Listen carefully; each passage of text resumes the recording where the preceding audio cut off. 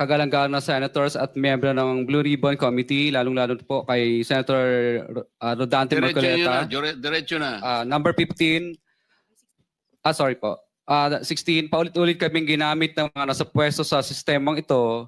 Wala kami magawa dahil kung hindi kami makikisama, gagawa nila ng problema ang project na na-award sa amin sa pamamagitan ng mutual termination o pagkakaroon ng right-of-way problem na parehong nagdudulot ng hindi matuloy ang implementasyon ng mga proyekto. Matapos naming manalo sa mga bidding, may mga opisyal mula sa DPWs ang lumalapit sa amin para humingi at kumuha ng bahagi niya sa halaga ng proyekto.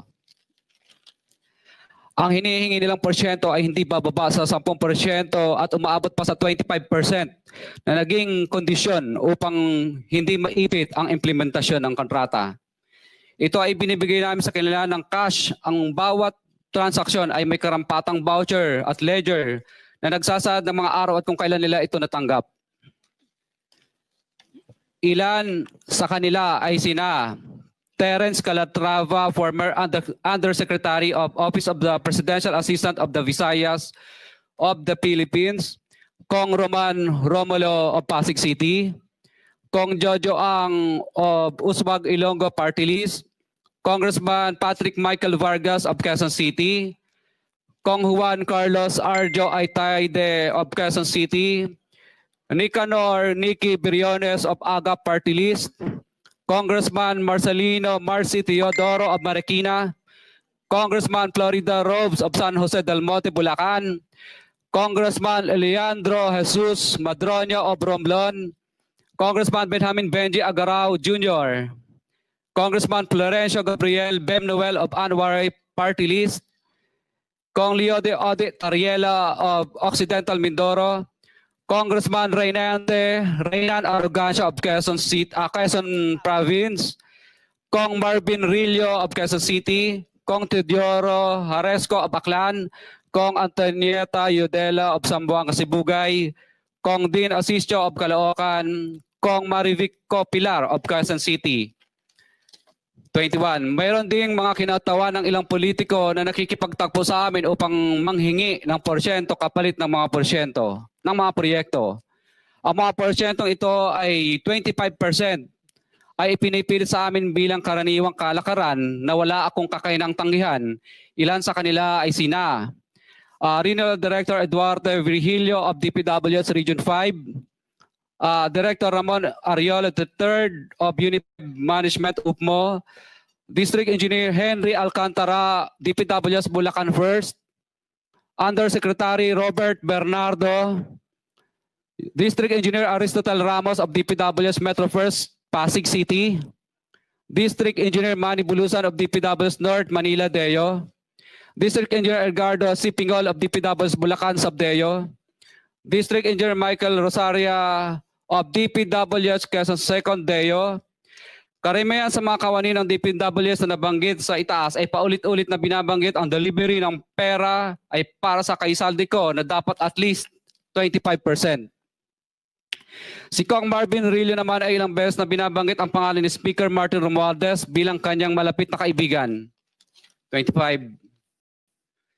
Sa tuwing umiinom kami sa Wine Story, sa BGC at sa Shangri-La Mall, sinasabi pa ni Kong Rillo na lahat ng kanyang request para sa pondo ay galing pa mismo sa unprogrammed funds at insertion na inaaprubahan ni Speaker. Ang tao ni Marvin Rillo na si Bogs Magalong ang pumupunta sa amin para kunin ang pera sa aming opisina o sa Wine Story. Si Kong Jojo Ang naman, lagi ring binabanggit sa lahat ng project sa kanya ay papondo Speaker at ni Saldico. Mataas ang hinihingi sa project, dagdag pa niya, hindi naman lahat ng pera ay para sa kanya, kundi para kay Speaker at kay Saldico. Sa lungsod ng Pasig naman, lumapit sa akin ang DPWS Project Engineer na si Angelita Garucha para kolektahin ang parte ni Kong Roman Romulo sa flood control projects noong 2022. 28, number 28.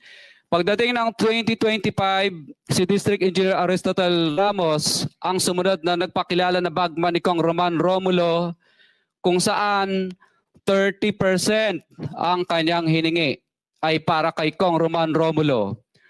Sinabihan ko kay D.E. Ramos na masyado namang mataas, ngunit sinabi niya na walang magagawa dito dahil pondo ito galing sa unprogram funds at insertion galing sa taas. Sa ilang pagkakataon, ang mga politiko na personal na inabutan ng halaga ayon sa hinihingi nilang porsyento mula sa proyekto.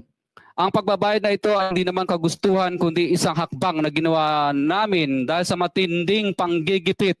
Ilan sa kanila ay sina Kong Antonieta Yudela kasama ang kanyang asawa, Kong Marvin Rillo of Quezon City, Kong Nikki Briones of Aga Party List, Arturo N. Atayde, ama ni Kong Arjo Atayde, Kong Florencio Gabriel Bem Noel of Anwaray Party List, Kong Eliandro Jesus Madroño of Romblon, Kong Benjamin Benji Agarao Jr.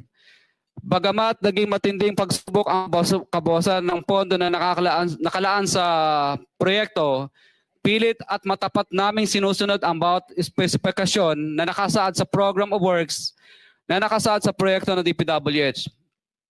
Nakakasiguro kami na nagawa namin ng maayos at matapat ang bahagi o phase ng proyekto na na-award sa amin. Sa katunayan, hindi kami mababayaran ng DPWH kung hindi ito dumaan at pumasa sa maraming material testing na naaayon sa design ng DPWH. Ina-assess at ini-inspect ng DPWH ang bawat proyekto base sa natapos na parte o accomplishment. Napilitan kami na i-absorb ang kabawasan na ito na nagdudulot ng maliit na kita o pagkalugi sa ilang projects. Para makabawi, dinadamihan na lang namin ang partisipasyon sa mga projects. Taliwas sa mga lumalabas na may mga impormasyon sa publiko, hindi kailanman kami gumawa ng ghost projects. At masugid kami nag-i-inspect sa lahat ng aming mga natapos na projects.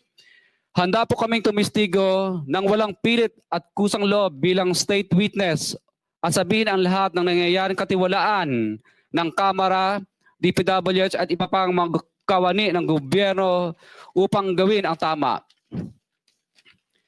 Kami ay lubos na humihingi ng tulong sa Senate Blue Ribbon Committee na pinamumunuan ng buting Chairman Senator Dante Marcoleta at kay President Bongbong Marcos para sa proteksyon at seguridad ng aming pamilya.